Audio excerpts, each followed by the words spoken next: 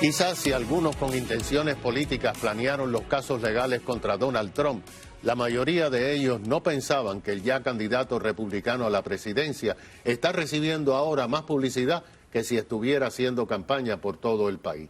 La pregunta es, ¿puede ir a la cárcel Donald Trump? Hoy tenemos con nosotros a un experto, al abogado criminalista y exfiscal Nelson Rodríguez Varela, que nos va a hablar sobre este tema, las opciones que tiene el jurado, el juez, las apelaciones y que se pueden hacer de ambas partes. Bienvenido, abogado. Usted ha estado en muchos juicios, usted ha participado como fiscal, como abogado defensor. ¿Qué le parece este juicio en Manhattan? Me parece que es un juicio que va a estar un poco complicado para el estado de Nueva York desde cierto punto de vista. Hemos visto el testimonio que ha avanzado hasta ahora, que tiene que ver con las conversaciones con David Pecker, tiene que ver con la relación que existía entre esa compañía que quería comprar los derechos a esa historia y Michael Cohen, que era el abogado del presidente en aquel momento. Y estamos viendo que las comunicaciones entre el presidente y el entorno a lo que se estaba tratando de hacer no están tan claras. El testimonio de Cohen es extremadamente importante y por eso necesitan apuntalarlo de cierta forma con mucho del testimonio que está ocurriendo hasta ahora. Pero no hay ese trillo de evidencias que típicamente existe en estos casos que tienen que ver con documentos. No hay un documento que el presidente haya preparado, no hay ningún tipo de invoice, no hay ninguna conversación por texto ni nada que se haya memorializado en términos de cosas que se haya hablado con él. Pero sin embargo sí existe mucha relación de los testigos con Michael Cohen. Michael Cohen es el que llevaba a cabo la negociación, es el que determinó qué era lo que se iba a hacer, de qué forma el abogado estaba aconsejando al presidente en aquel momento. Y eso crea problemas para la fiscalía porque ellos tienen que demostrar no solamente que el presidente conspiró con todas estas personas para esconder la razón por la cual se estaban haciendo los pagos, y además la fiscalía va a tener que probar que dentro de todo esa cantidad de información y de esas acusaciones de manufacturar estos documentos, que se hizo con el propósito específico de llevar a cabo otro crimen. En este caso, el crimen con relación a las elecciones. Y eso va a ser complicado. El delito es que se pagó teniendo que ver con las elecciones, no que se pagó para silencio. Pagar por silencio no es ilegal. Estas declaraciones confidenciales y arreglos confidenciales entre las personas es algo que ocurre constantemente. Tratar de afectar una elección a tu favor es algo que ocurre constantemente y lo vemos en todas las elecciones. Eso no es ilegal. Lo que plantea el Estado de Nueva York es que estos documentos que se presentaron son documentos que falsifican la razón por la cual se estaban haciendo los pagos. Se está reportando que eran pagos por servicios legales o teniendo que ver con cuestiones legales, pero el Estado de Nueva York intenta demostrar que hubo una conspiración para manufacturar esos documentos, para afectar la elección, interferir con la elección, un crimen que tiene que ver con las regulaciones de las elecciones, algo que interesantemente la Fiscalía Federal no quiso encauzar. Eso es lo que le iba a preguntar, abogado, porque no se puede probar. Es un delito federal. Eso no se puede probar y va a ser muy complicado probarlo. Y la única forma que tiene el Estado de Nueva York de hacerlo es con el señor Michael Cohen, que es una persona que padece de problemas serios de credibilidad, no porque sea percibido que no dice la verdad, sino en todos los momentos que se le ha pedido que levante la mano derecha y testifique honestamente y claramente no lo ha hecho, y le ha mentido al FBI, le ha mentido al Departamento de Justicia, le mintió al Congreso,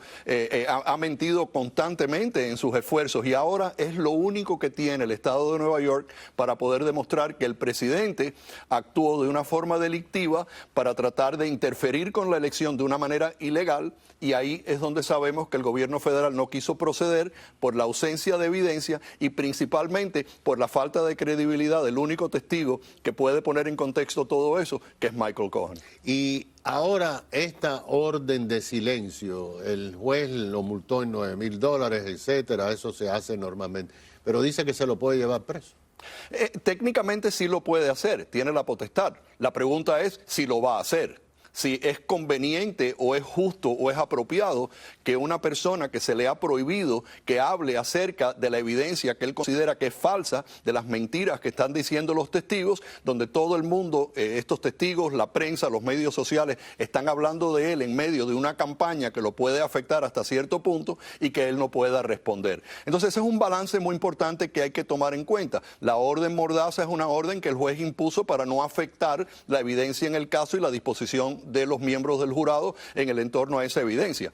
Pero hable el presidente o no hable, están constantemente en los medios encima de él, están constantemente reportando cosas que son dañinas hacia él y él tiene que contestar porque obviamente no es una cuestión de violar la ley Mordaza, sino es el derecho que él tiene de poder avanzar su discurso político y sus derechos de primera enmienda. Y eso es muy difícil de balancear. Y claramente el juez Marchand está tratando de hacer algo que nunca se ha hecho. Yo no creo siquiera que el juez Marchand realmente sabe cómo lidiar con una persona como Donald Trump y qué es lo que él podría hacer en un futuro sin afectar la percepción pública de lo que está ocurriendo en New York.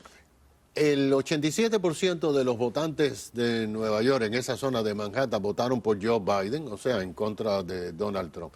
El jurado, evidentemente, no buscaron jurados que votaran por Trump solamente, porque eso no puede ser. El jurado puede emitir algún veredicto y eso pudiera llevar a apelación. No, claramente, si el jurado emite un veredicto de culpabilidad, puede proceder a apelación. Si el jurado emite un veredicto de no culpabilidad, eso se queda ahí porque el gobierno no puede apelar un veredicto de no culpabilidad. Pero si esto fuera elecciones, van a haber varios puntos importantes. Uno es la selección del jurado. Si el juez Merchan cometió errores en sentar miembros del jurado que podían haber sido retirados con los argumentos que presentaron la defensa en el momento que se estaba considerando su participación. Eso es típicamente lo que genera muchas de las apelaciones que terminan revirtiendo el veredicto y ordenando un juicio nuevo. También es la manera en la cual la evidencia se está admitiendo. Se está admitiendo información que tienen que ver con negociaciones con Karen McDougal, de conversaciones que se tuvieron con David Pecker. También se está hablando acerca del potencial de que si él testifica podría ser cuestionado con respecto al caso civil de E. Jean Carroll.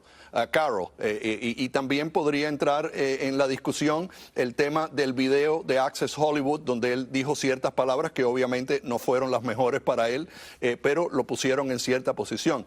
Toda esa admisibilidad de evidencia que tiene que ver con acusaciones eso es posible, sobre cargos que no están acusados, evidencia que no tiene que ver con lo que el gobierno tiene que probar, muchas veces resulta, como ocurrió en el caso del señor Weinstein recientemente, que la Corte de Apelaciones devuelve el caso para un nuevo juicio basado en esas violaciones constitucionales. Lo que podemos ver ahora es su pronóstico estos varios días hasta que vaya a manos del jurado. Yo no pienso que esto se debería de demorar tanto más. Ellos van a querer, el reto de la Fiscalía es demostrar la idea de que el presidente estaba tratando de hacer todo esto a escondidas, utilizando a Michael Cohen para él lograr algún tipo de interferencia en las elecciones. Por eso están llamando una multitud de testigos, porque en la ausencia de credibilidad que tiene Michael Cohen, necesitan utilizar todo lo demás para demostrar esta idea de que lo que le preocupaba al presidente era el tema de la elección y por lo tanto se falsificaron estos documentos. Y esto es un reto difícil. Muchas gracias, abogado. Nelson Rodríguez Varela, abogado criminalista, ex fiscal federal, también abogado defensor. Enseguida regresamos.